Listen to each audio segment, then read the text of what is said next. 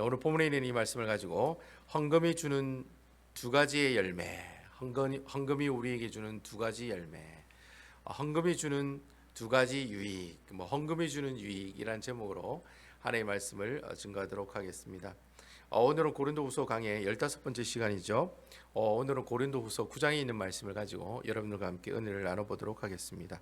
어제 제가 토요일 새벽 기도 때도 말씀드렸습니다만 고린도후서의 8장과 9장이 나오는 말씀은 고린도후서의 전체 내용을 봤을 때 아주 독특한 내용이 나온다고 말씀을 드렸습니다. 바로 고린도후서 8장과 9장은 무엇에 관한 이야기가 나옵니까? 바로 헌금에 관한 이야기가 나오고 있다라고 하는 것이죠. 고린도후서가 총 13장으로 되어 있거든요. 근데 13장 중에 2장을 헌금에 관한 내용을 썼다. 여러분, 헌금이 중요하다는 겁니까? 중요하지 않다는 겁니까? 굉장히 중요하다라고 하는 것이죠. 그래서 이 사도 바울이 이 초대교회 상황을 봤을 때 이 헌금이라고 하는 것이 굉장히 교회에 유익을 주는 것이라고 생각했기 때문에 너무 중요하다 보니까, 물론 고린도전서 16장에도 이 헌금에 대해서 이야기를 하고 있지만, 그리고 또 계속해서 이 고린도후서 8장과 9장 이 두 장에 걸쳐서 계속해서 이 헌금의 중요함과, 그리고 또 이 헌금의 기본적인 원리가 무엇인지, 그리고 이 헌금을 통해 우리에게 주는 영적인 유익이 무엇인지를 정말 얘기하고 싶었던 내용이 많았던 것 같아요. 그래서 그런 내용들을 하나하나 기록해 놓은 글이 바로 고린도후서 8장과 고린도후서 9장에 있는 내용이라고 할 수가 있습니다. 제가 어제 고린도후서 8장에 있는 말씀을 설교하면서 제목이 아마 연보의 기본 원리라는 제목으로 아마 제가 설교를 했던 것 같아요. 여러분, 우리가 아는 모든 헌금의 출발 어디서부터 시작된다고 했습니까? 내 호주머니에서부터 시작되는 겁니까? 그렇지 않죠? 여러분, 우리가 가지고 있는 모든 헌금의 시작은 바로 예수 그리스도. 여러분, 아멘이시죠?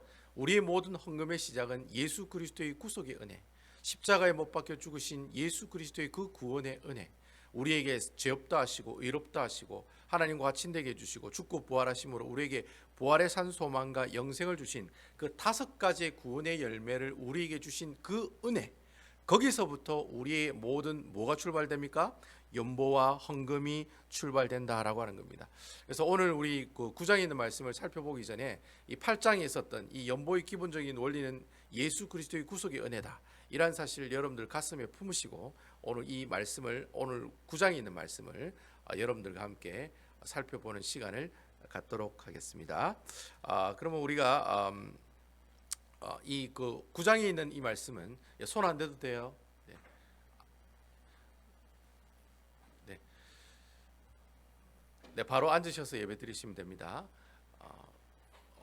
오늘 이 고린도후서 9장에 있는 말씀은 제가 평소처럼 구절구절을 얘기하고 여러분들에게 그 말씀을 해석을 해드리고 우리에게 주신 영적인 교훈을 쫓아가는 그런 일보다는, 제가 오늘 이 말씀은 고린도후서 9장에 있는 전체적인 내용을 우리가 살펴보면서 이 사도 바울 선생이 정말 이 헌금에 대한 이 내용들, 즉 사도 바울 선생이 헌금을 거두러 이 초대교회들 막 돌아다니잖아요.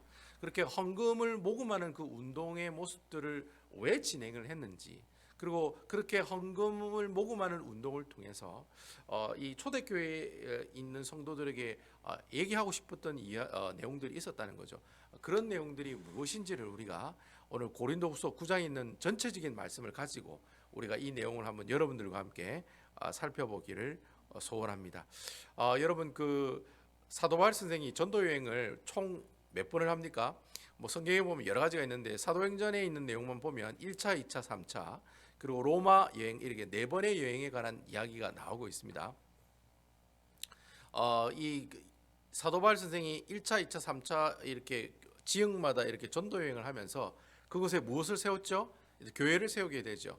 그래서 마게도냐 지역에 있는 교회는 이제 유럽의 이제 북쪽에 있는 지역인데요. 여러분 잘 아시는 빌립보 교회라든지 데살로니가 교회라든지 아니면 뭐 베레아 교회라든지 이런 교회들은 다 마케도니아 지역에 있는 교회들이고요. 그리고 아가야 지방인, 오늘 우리 본문에 보면 또 아가야 지방에 있는 교회가 나오죠. 아가야 지방은 이 마케도니아 밑에 남쪽에 있는 지방이에요. 그래서 이 아가야 지방에는 대표적인 교회가 바로 여러분들 잘 아시는 고린도 교회가 바로 대표적인 교회라고 할 수가 있습니다. 사도 바울 선생이 전도 여행을 1차, 2차, 3차를 떠나면서 한 일이 있어요. 그게 뭐냐면 각각 교회마다 어떻게 해요? 매주일 첫날에 모은 그 헌금을 잘 가지고 있다가 내가 너희들 교회에 가면 그 헌금을 어떻게 해요? 사도바울 선생이 달라 줬으면 좋겠다 그렇게 사람들에게 다 이야기를 합니다. 그래서 그 모은 그 돈을 어디다 가져가지요? 바로 예루살렘 교회, 즉 이스라엘인 예루살렘 교회에 있는 성도들에게 이 헌금을 보내기 위해서 각각 이 교회 이 지역에 갈 때마다 뭘 모금하게 됩니까? 헌금을 하나 둘씩 모으게 되는 그런 운동을 펼치게 되었다라고 하는 겁니다. 왜 하필이면 이 예루살렘 교회인을 위해서 헌금을 모집했느냐? 여러분 이 사도 바울 선생이 예루살렘 공회 제1차 전도 여행을 마치고 예루살렘 공회에 참여하고 난 다음에 예루살렘 교회로부터 어떤 소식을 들었냐면 예루살렘에 3년 동안 가뭄 때문에 교회가 굉장히 경제적으로 힘들다라고 하는 건 소식을 듣게 되었어요. 그래서 그 소식을 듣고 난 다음부터 2차, 3차 전도 여행할 때는 이 사도 바울 선생이 가는 교회마다 어떻게 해요? 도착하는 교회마다 우리가 예루살렘 교회를 도와야 됩니다. 그 사람들을 물질적으로 도웁시다. 그래서 어떻게 해요?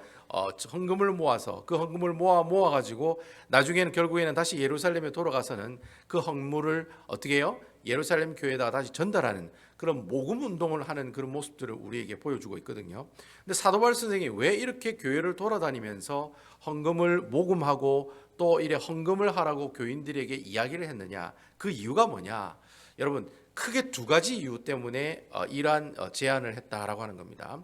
그럼 첫 번째가 어떤 이유냐면은 사도 바울 선생은 이 헌금을 모금하는 이 운동을 통해서 각각 초대교회 안에 섬김의 역사 그리고 또 하나님의 일을 하는 봉사의 운동들이 일어나기를 원했다라고 하는 겁니다. 사실 여러분 많은 분들이 이 헌금에 대해서 오해를 하시기를 보통 헌금이라고 하면 어떤 생각을 하고 있습니까? 교회 오면은 예배 드리고 난 다음에 헌금 바구니 들어가면 내 주머니에 있는 캐시를 때로는 뭐 책을 어떻게 해요? 헌금 바구니에 넣는 것이 헌금하는 것이다라고 생각하시는 분들이 굉장히 많이 있어요. 근데 실제적으로 여러분 사도 바울 선생은 이 8장과 9장에 있는 말씀을 통해 우리에게 무슨 얘기를 하냐면 헌금이라는 것은 우리가 단순히 내 호주머니에 있는 돈을 교회에다 도네이션하는 그런 개념이 아니다라고 이야기를 하고 있다라고 하는 거예요. 사도 바울 선생은 이 헌금이라는 개념을 단순히 돈을 낸다라고 하는 그런 개념보다는 이 헌금이라고 하는 개념을 뭐라고 생각하느냐면 섬김과 봉사라고 하는 개념으로 바라보고 있다는 거예요. 그러니까 많은 사람들이 헌금은 돈 내는 거야 그래 다 생각하고 있지만 실질적으로 이 헌금이라고 하는 것은 이 사도 바울 선생이 뭐라고 생각했냐면 헌금 그 자체가 교회를 섬기는 것이요 또 뭐예요? 교회를 위해 봉사하는 것이다라는 그런 정의를 우리에게 보여주고 있다라고 하는 겁니다. 그래서 우리 다 같이 9장 1절에 있는 말씀 한번 읽어볼게요. 9장 1절입니다. 우리 다 같이 한번 읽어보겠습니다. 시작. 성도를 섬기는 일에 대하여는 내가 너희에게 쓸 필요가 없나니. 그리고 우리 다 같이 9장 13절에 있는 말씀 한번 읽어볼까요? 13절입니다. 13절 다 같이 읽어볼게요. 시작. 이 직무로 증거를 삼아 너희가 그리스도의 복음을 진실히 믿고 복종하는 것과 그들과 모든 사람을 섬기는 너희의 후한 연보로 말미암아 하나님께 영광을 돌리고. 자, 여러분 오늘 사도 바울 선생이 헌금을 뭐라고 얘기하고 있습니까? 돈을 낸다라는 그런 개념으로 설명하고 있지 않죠. 헌금은 뭐라고 얘기하고 있어요? 9장 1절에 보니까 성도를 뭐 하는 것이다? 섬기는 것이다 라고 이야기하고 있습니다. 그리고 9장 13절에는 또 보면 뭐라 되어 있습니까? 그들과 모든 사람을 섬긴다라고 이 얘기를 하고 있어요. 그러니까 여러분 이 사도 바울 선생은 헌금을 단순히 내가 내 주머니에 있는 돈을 교회에다 도네이션하는 거다라고 이야기하지 않고 뭐라고 얘기하고 있어요? 헌금이라는 것은 성도를 뭐 하는 것이다? 섬기는 것이다. 또 교회를 위해서 어떻게 하는 것이다? 진실이 믿고 복종하는 것, 즉 그리스도의 복음에 복종한다는 말은 내가 하나님의 일에 봉사하며 사역한다는 뜻이거든요. 그러니까 이 사도 바울 선생은 이 헌금이라는 개념을 섬긴다라는 개념과 봉사한다라는 개념으로 우리에게 설명하고 이야기해주고 있다는 거예요. 사도 바울 선생이 초대교회 돌아다니면서 헌금을 막 거두는 이유가 교회 헌금은 단순히 너희가 돈을 누구를 도와주기 위해서 도네이션하는 것이 헌금이 아니라 바로 너희들이 어떻게 해요? 교회 안에서 성도들의 섬김의 역사가 일어나고 봉사하는 사람들이 일어나고 그러한 일들을 행해 나가는 것이 바로 헌금을 하는 가장 큰 이유다라고 우리에게 설명하고 있다는 겁니다.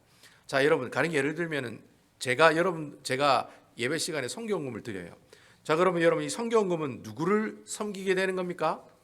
이 성경금은 누구를 섬기는 거예요? 바로 선교사님을 섬기는 거죠. 그리고 또 목회자를 섬기게 된다라는 거죠.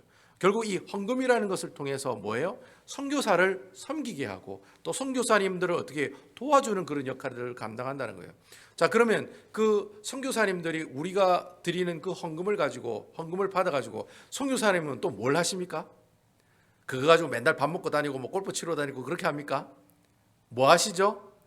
예, 바로 복음을 증거하고 선교하는 사역에 그 일을 어떻게 해요? 쓰여지고 감당하게 되고 또 어떻게 해요? 그 선교지에 있는 그 아프리카에 있는 저희들이 아프리카를 섬기고 있습니다만 아프리카 케냐에 있는 그 많은 성도들을 어떻게 해요? 섬겨 나가는 그런 일들을 그 선교사님이 행해 나간다는 거예요. 그러니까 우리는 돈을 들였지만은 그 돈이 결국은 뭐예요? 선교사님들을 일하게 하시고 섬기게 하시고 봉사하게 하고 우리는 또 그 헌금을 통해서 어떻게 해요? 그분들을 섬기게 하고 또 어떻게 해요? 또 그분들을 통해서 봉사할 수 있는 간접적으로 봉사할 수 있는 그런 일들을 우리가 경험하게 된다라는 거예요. 결국 여러분 이 헌금이라는 것은 단순히 내가 한 번 내고 땡 이런 개념이 아니라는 거예요. 이 헌금을 통해서 뭐가 계속해서 도는 거예요? 하나님의 사역이 계속 돌고 도는 하나님의 봉사가 계속해서 돌고 돌면서 일어나는 것이 바로 헌금을 우리가 하나님께 드리는 모습들이다라고 하는 거예요. 그래서 결국은 이 사도 바울 선생은 이 헌금을 단순히 내가 뭐 누구를 돕기 위해서 내는 겁니다. 그냥 뭐 교회가 뭐 잘 유지가 되라고 내가 드리는 겁니다. 그런 개념의 그런 헌금이 아니다라는 거죠. 바로 이 사도 바울 선생이 얘기하고 있는 그 헌금은 무엇이다? 섬김과 봉사의 개념으로 우리가 바라보는 것이 바로 뭐예요? 이 사도 바울 선생이 초대교회를 돕면서 헌금을 모집하는 이유가 바로 그거였다는 거예요. 이걸 단순히 우리가 예루살렘 교회를 돕기 위해서 주시는 게 아니라는 거예요. 우리가 이 헌금을 예루살렘 교회에게 주면 예루살렘 교회는 어떻게 합니까? 예루살렘 교회는 그 헌금을 가지고 어떻게 해요? 교회를 운영하기도 하고 교회 일을 봉사하기도 하고 섬기기도 하고 또 그 돈을 가지고 사람들을 돕는 교회 사역을 또 감당하게 된다는 거예요. 그것을 이야기하고 보여주기 위해서 이 초대교회를 돌면서 헌금을 모금하는 그런 운동을 펼쳐나갔다라고 하는 거예요. 이게 바로 사도 바울 선생이 초대교회를 돌면서 헌금을 이렇게 모으는 그런 운동을 했던 첫 번째 이유다라는 거예요. 헌금이라는 것은 단순한 도네이션이 아니라 뭐예요? 섬김과 봉사의 개념으로 봐야 된다는 거예요. 그래서 우리가 하나님 앞에 뭘 드리는 거예요? 헌금을 기쁨과 자원하는 마음으로 감사하는 마음으로 주님께 드리는 것이 바로 헌금이라는 거예요. 그래서 오늘 성경의 말씀에도 나와 있는 것처럼 헌금은 억지로 드리는 거예요? 아니면 억지로 드리지 않는 거예요? 인색함으로 억지로 드리는 것이 아니다라고 얘기한다는 거예요. 그러니까 내가 교회를 위해 봉사하고 섬길 수 있는 기회가 된다고 생각하는 사람은 뭐 어떻게 해요? 헌금을 내지 말아도 어떻게 해요? 자연스럽게 헌금을 내게 되어 있다는 거예요. 인색하거나 어떻게 해요? 억지로 내는 그런 일들은 절대로 일어나지 않는다는 거예요. 왜냐하면 그 사람은 그 헌금을 단순히 도네이션 개념이 아니라 무슨 개념으로 봐요? 섬김과 봉사의 개념으로 보기 때문에 자기가 내는 그 헌금을 더 어떻게 해요? 충실함으로 감사함으로 주님께 드릴 수가 있다라고 하는 겁니다. 아시겠죠? 이것이 바로 이 사도 바울 선생이 모금 운동을 하는 첫 번째 이유다라고 하는 겁니다. 그 두 번째 이유는 뭐냐? 두 번째는 이 사도 바울 선생이 이 헌금 모으는 운동을 통해서 교회가 서로 하나 되게 하게 하는 그 역사를 보여주기 위해서 헌금 모금 운동을 하면서 다녔다라고 하는 겁니다. 자, 여러분, 그 당시 그 초대교회 안에 가장 큰 문제가 뭐냐면은 교회 안에 이방인과 유대인들이 별로 친하지 않다는 겁니다. 자, 여러분, 이방인들과 유대인들은 역사적으로 볼 때 서로 잘 지내는 사람들이에요? 아니면 물과 기름과 같은 사람들이에요? 물과 기름과 같은 사람들이죠. 그래서 여러분 예루살렘 교회 안에서도 과부들이 서로 싸우잖아요. 헬라파 과부인들과 히브리파 과부인들이 서로 싸우잖아요. 아니 왜 히브리파 과부인들한테는 더 많이 헌물을 주고 왜 우리 헬라파 과부인들한테는 이렇게 적은 구제를 이렇게 주느냐?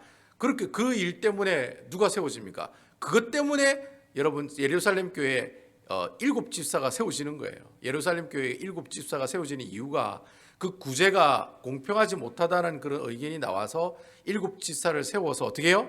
그 집사를 통해서 하나님의 귀한 구제 사역을 감당하게 되었다라는 겁니다. 그러니까 여러분 예루살렘 교회 안에도 이방인들과 유대인들이 서로 어떻게 해요? 분위기가 별로 좋지 못했다는 거예요. 그러니까 여러분 저 이방 교회인 데살로니가 교회라든지 안디옥 교회라든지 아니면 뭐 베레아 교회라든지 아니면 빌립보 교회라든지 고린도 교회는 이것보다 더 심하면 심했지 어떻게요?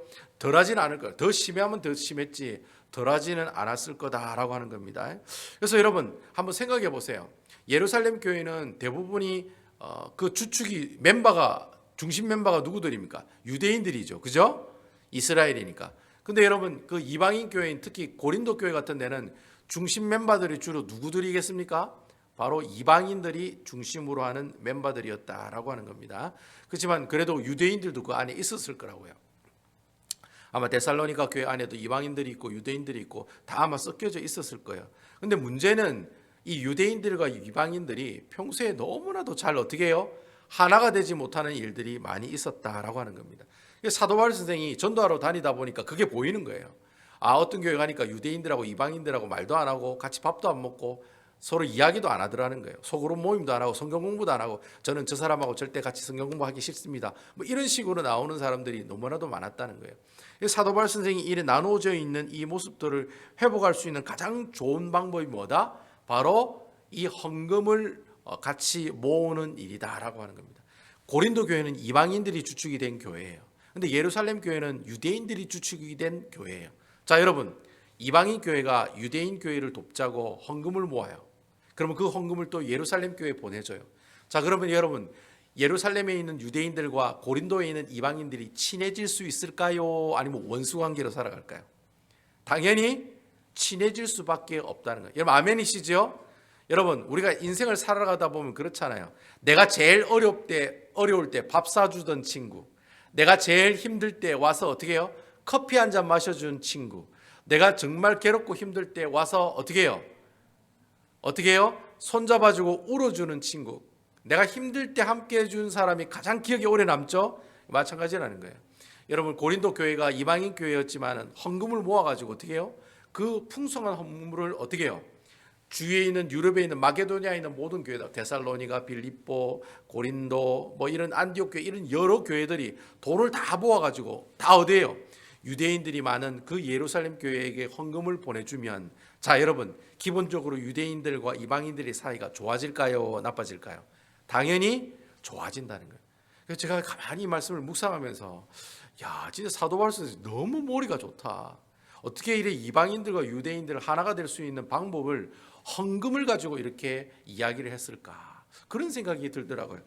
이런 말씀을 묵상하면서 또 한 가지 개인적으로 생각했던 거는 얼마 전에 저희 교회도 이런 경험을 했던 것 같아요. 자 여러분 얼마 전에 저희 교회가 잔디 깎는 기계가 고장이 났습니다. 그러죠? 여러분 잔디 깎는 기계가 뭐 1, 2천 불 이렇게 하는 기계가 아니에요. 뭐 5, 6천 불 이상을 줘야지만이 우리가 저희 교회가 또 얼마나 넓습니까? 이 넓은 이 잔디를 깎을 수 있는 기계를 사려면 굉장히 비싼 가격을 주고 잔디 깎기 기계를 이렇게 구입할 수밖에 없다는 거죠. 근데 문제는 우리 교회가 돈이 없었다는 거예요. 근데 어떠한 성도가 이 씨앗 머니를 이렇게 헌금을 하게 되죠. 그죠? 아주 그 금액을 이렇게 도네이션 하게 되고 그 도네이션한 그 모습들을 보고 우리 교회가 어떻게 해요? 너도 나도 같이 어떻게 해요? 으쌰 해가지고 십시일반으로 여기 계신 분들 아마 거의 대부분이 다 아마 내셨을 거예요. 십시일반으로 강조하고 억지로 뭐 내세요 이런 거 아니잖아요. 다 자발적으로 얼마씩을 다 하기로 작정하고 다 그것을 모아가지고 우리 교회 돈 거의 들이지 않고 그 비싼 기계를 우리가 구입할 수 있었다라고 하는 겁니다. 근데 여러분 참 놀라운 것은 우리 교회 분위기가 언제 갑자기 확 좋아진지 아세요? 바로 그 잔디 깎는 기계를 구입하는 그 순간부터 교회 분위기가 너무 좋아졌어요. 여러분 한번 생각해 보세요. 그 이전에 우리 교회 분위기랑 잔디 깎기 기계를 사고 난 다음에 분위기가 너무 많이 틀려졌어요. 가령 예를 들어서 우리 교회에 뭐가 필요합니다 이렇게 하면 옛날에는 우리 교회는 돈이 없는데 하고 아무도 얘기 안 하고 가만히 있었죠. 근데 여러분 그 사건이 있고 난 다음에 우리 교회에 뭐가 부족하다면 다 어떻게 해요? 여기 있는 성도들이 우리 또 돈 거두면 되죠. 우리 다시 또 같이 십시일반으로 헌물하면 되죠. 그래가지고 여러분 교회가 사고 싶고 뭐 하고 싶어하는 일들을 다 해요 안 해요? 다 하게 됐다는 거예요. 그러니까 이전에는 사람이 많고 돈이 많아도 그런 일들이 우쌰우쌰해서 한번 해보자라는 그런 일들이 별로 그런 일들이 있지 않았다는 거예요. 근데 여러분 그 사건이 있고 난 다음부터는 어떻게 해요? 뭐가 부족하면은 서로 그냥 모으는 거예요. 우리가 뭐 헌금 내가지고 헌금 낸 그 교회 돈으로 합시다 이런 얘기 하는 사람도 없고 어떻게 해요? 서로 모아가지고 어떻게 해요? 우리가 이 일들을 감당하자 으쌰으쌰하는 그런 분위기로 바뀌었다는 거예요. 그래서 여러분 교회의 분위기가 바뀌면서 여러분들 얼굴에 뭐가 많아져요? 웃음이 많아졌다는 거예요. 저희 아내가 그런 얘기를 항상 해요. 우리 교회 요즘에 바뀐 게 성도들이 얼굴에 웃음이 많아졌다는 거예요. 미소를 많이 띠고 있다는 거예요. 이전에는 막 똥 씹은 얼굴들이 많았는데 요즘에는 어떻게 해요? 서로 좋아하고 기뻐하고 위하는 그런 모습들의 얼굴의 모습들이 오늘 우리 교회에 많이 있더라라는 겁니다.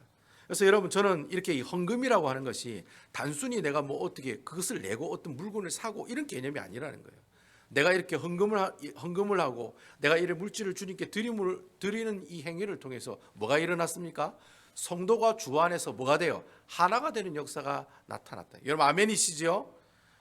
싸우는 일이 없고 불평하는 사람들 없고 어떻게 해요? 모든 사람들이 다 한번 해보자라는 그런 하나 되는 모습들이 바로 그 잔디 깎는 기계를 하나 구입하는 그 일들을 통해서 우리가 어떻게 해요? 주 안에서 하나 되는 모습들을 경험하게 되었다라고 하는 것입니다. 저는 여러분 참 이렇게 여러분 그 유럽의 이 안디옥 교회가 돈을 모아서 예루살렘 교회에게 돈을 보냈잖아요. 돈을 보내니까 예루살렘 교회가 어떤 반응을 보입니까, 여러분? 오늘 14절에 한번 보세요. 우리 한 14절에 한번 보십시오. 14절에 보시면 어떤 반응을 보입니까? 또 그들이 너희를 위하여 간구하며 하나님이 너희에게 주신 지극한 은혜로 말미암아 너희를 뭐 하느니라? 사모하느니라. 보세요. 헌금을 보내줬더니 유대인들이 이방인들 교회를 사모하게 되고 또 어떻게 하게 돼요? 간구하며, 이 간구한다는 말이 무슨 말이에요? 서로 기도한다는 말이에요. 중보 기도까지 한다는 거예요. 그러니까 나는 헌금을 했는데 그 헌금을 하고 난 다음에 그 열매는 어떤 열매들이 나타났습니까? 이방인과 유대인들의 큰 장애물이 다 없어지는 거예요. 누구 안에? 예수 그리스도의 구원 안에 없어지게 되더라는 거예요. 이게 바로 사도 바울 선생이 얘기하는 두 번째 복음 운동을 한 그 이유에 대해서 이야기해 주고 있다라고 하는 것입니다. 저는 오늘 이 말씀을 통해서 우리 베다니 교회 성도 여러분들이 앞으로 이 헌금에 대한 기본적인 개념이 바뀌어졌으면 좋겠어요. 단순히 그냥 내가 내 주머니에 있는 돈을 주님 앞에 드립니다. 그냥 내가 뭐 내 주머니에 10불이 있으니까 그냥 드립니다. 그냥 줍니다. 그냥 냅니다. 이런 개념이 아니라는 거예요. 여러분 헌금이라고 하는 이 개념은 어떤 개념이에요? 우리로 하여금 하나님의 일을 섬기게 하고 우리로 하여금 하나님의 일을 봉사하게 하는 그런 뭐예요? 원동력이 되고 영적인 파워가 되더라는 거예요. 여러분 아멘이시죠? 그리고 또 이 헌금이라고 하는 것이 단순히 우리가 어떤 돈의 개념으로 생각하는 것이 아니라 바로 어떻게 해요? 주 예수 그리스도 안에서 모든 성도들이 그 공동체가 어떻게 해요? 하나로 똘똘 뭉치게 되는 그런 놀라운 역사를 경험하게 되더라는 거예요. 그런 놀라운 비밀을 사도 바울 선생이 경험하고 난 다음에 바로 이 온 유럽에 있는 초대교회를 돌아다니면서 헌금을 한 이유가 바로 거기 있다는 거예요. 바로 이러한 두 가지 유익들을 위해서 사도 바울 선생이 그 초대교회 사람들에게 그리고 특별히 여러분 그 빌립보 교회라든지 데살로니가 교회라든지 베레아 교회는 그 마게도니아가 여러분 전통적으로 전쟁이 많은 동네고 그리고 또 뭐 하는 동네였습니까? 지진이 많이 일어나가지고 못 사는 동네인데도 불구하고 어떻게 해요? 많은 풍성한 연보로 하나님께 영광을 돌렸던 것처럼 저희 우리 베다니 교회도 그랬으면 좋겠어요. 주님, 제가 드리는 것이 그냥 하나님 앞에 도네이션 하는 것이 아니라 뭐예요? 주 앞에 봉사하고 섬기기 위해서 주 안에서 서로가 하나 되는 그런 귀한 역사를 경험하기 위해서 제가 주님 앞에 이 헌물을 드립니다. 그런 마음을 가지시고 앞으로 여러분 예배 시간에 하나님 앞에 헌물하시고 헌신하시는 아름다운 우리 베다니 교회 성도 여러분들 다 되시기를 주님의 이름으로 축원드리겠습니다.